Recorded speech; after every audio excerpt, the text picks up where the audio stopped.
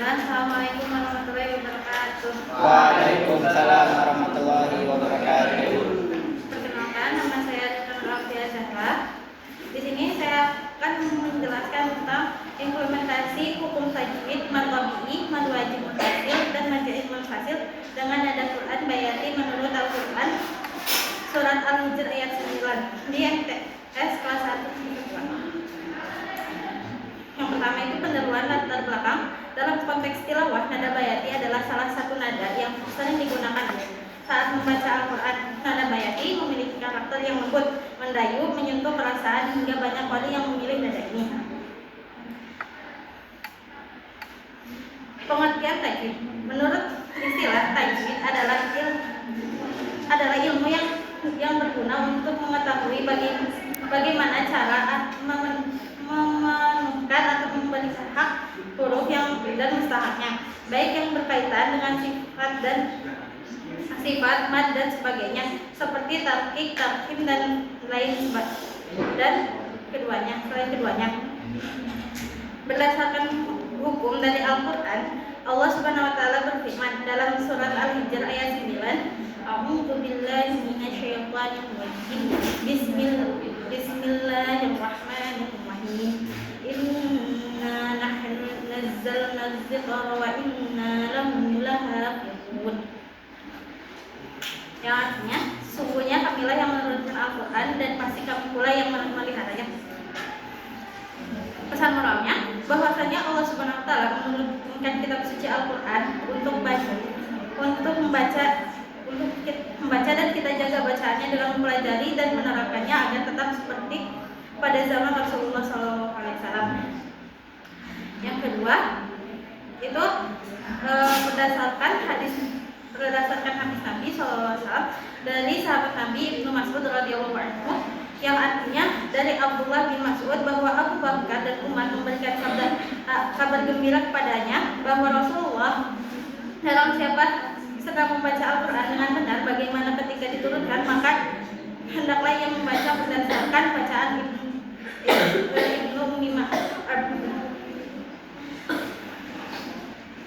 Hadis di atas menjelaskan bahwa siapapun yang senang membaca Al-Quran dengan benar seperti apa yang diturunkan, maka bacalah berdasarkan bacaan Ibnu Mas'ud, karena beliau membaca Al-Quran sebagaimana Al-Quran diturunkan. Yang selanjutnya adalah pengertian mad tabi'i. Mad tabi'i adalah mad biasa atau sering disebut mad asli. Mad tabi'i terjadi bila ada huruf alif terletak sesudah harokat fathah, huruf ya mati terletak sesudah kasroh, dan huruf waw mati terletak sesudah harokat dhammah. Contohnya yadkhuluna iyyaka. Yang selanjutnya mad wajib muttasil. Mad wajib muttasil apabila huruf mad yang sesudahnya berupa hamzah dan terletak dalam satu kata.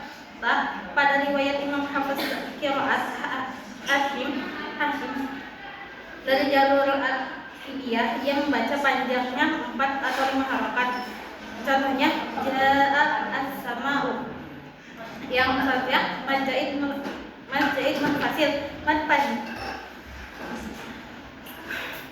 artinya panjang, sedangkan jaiz artinya boleh dipanjangkan lebih dari 2 harokat, dan mustahil artinya terpisah antara mad dengan hamzah, tidak dalam satu kata. Dinamakan jaiz karena sebagian imam qiraat membacanya dengan besar 2 harokat, sedangkan sebagian yang lain membacanya dengan panjang melebihi 2 harokat.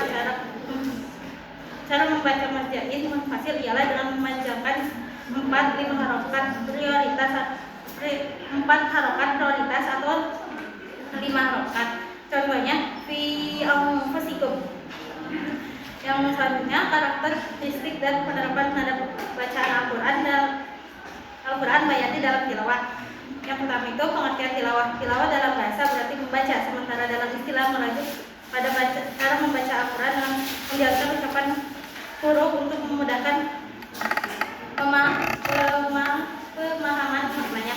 Yang kedua, pengertian nazm bayati. Nazm secara etimologi adalah irama atau lagu yang dipakai dalam segi baca Al-Quran. Jamak dari lafaz nazm adalah nazm samad, yang artinya merangkai beberapa irama dan lagu dalam melanjutkan ayat Al-Quran. Yang ketiga, hubungan antara penerapan hukum tajwid dengan nada bayati dalam membaca Al-Quran. Yang pertama, nada bayati dalam berinteraksi dengan tajwid. Penguasaan tajwid dan nada bayati tidak hanya meningkatkan kualitas bacaan Al-Quran, tetapi juga mendalamkan pemahaman spiritual seorang pembaca.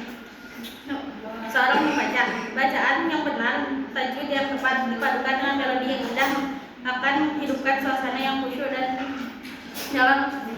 mendalam bagi pendengar. Kesimpulannya, penerapan hukum tajwid dalam nada bayati bukanlah dua hal yang terpisah, melainkan saling melengkapi. Ketika siswa mampu membaca Al-Quran dengan tajwid yang sesuai dan irama yang menyentuh, maka mereka tidak hanya membaca secara teknis, tetapi juga sedang menghidupkan nilai-nilai spiritual yang terkandung di dalamnya.